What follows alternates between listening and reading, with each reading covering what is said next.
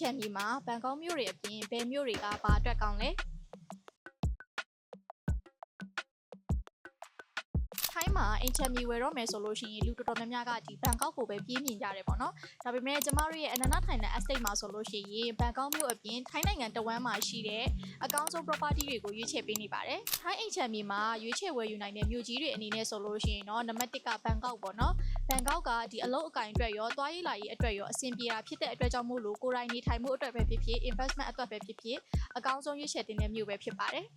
နောက်တစ်ခုကကြတော့ချင်းမိုင်ပေါ့နော်ချင်းမိုင်မြို့ကကြတော့ရာသီဥတုအေးဆေးဆေးရှိတဲ့အတွက်ကြောင့်မို့လို့ဒီ retirement အငြိမ်းစားယူမဲ့သူတွေနဲ့ digital nomad တွေအတွက်အကြိုက်တွေ့စေမဲ့မြို့ပဲဖြစ်ပါတယ်ရှင်ခုခက်ကဆိုလို့ရှိရင်လည်းကဘာလက်ခရီးသွားတွေအမြဲရှိနေတဲ့နေရာဖြစ်တဲ့အတွက်ကြောင့်မို့လို့ luxury villa နဲ့ condo တွေကနေပြီးတော့မှ rental ကြီးကောင်းကောင်းပြန်ရနိုင်တဲ့မြို့ပဲဖြစ်ပါတယ်ရှင်နောက်တစ်ခုကပတ္တရာပေါ့နော်ပတ္တရာကဆိုလို့ရှိရင်ဈေးသက်သာပြီးတော့မှအခုဆိုလို့ရှိရင်ဒီထိုင်းအစိုးရရဲ့အရှိပိုင်းဆုံးပေါ့နော် EEC စီမံကိန်းကြောင့်မို့လို့နောက်တစ်ချိန်မှာ capital gain ကောင်းကောင်းရနိုင်တဲ့နေရာပဲဖြစ်ပါတယ်ရှင်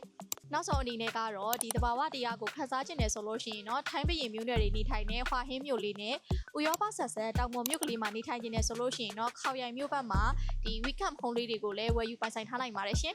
လူကြီးမင်းတို့ရဲ့ lifestyle နဲ့ investment plan အတိုင်းနေခြင်းတဲ့မြို့ကိုပြောပြရုံနဲ့ကျမတို့ရဲ့အနန္တထိုင်လန် estate ကနေအကောင်းဆုံးရွေးချယ်ပေးမှာဖြစ်တဲ့အတွက်ကြောင့်မို့လို့အခုပဲဆက်သွယ်လိုက်ပါရှင်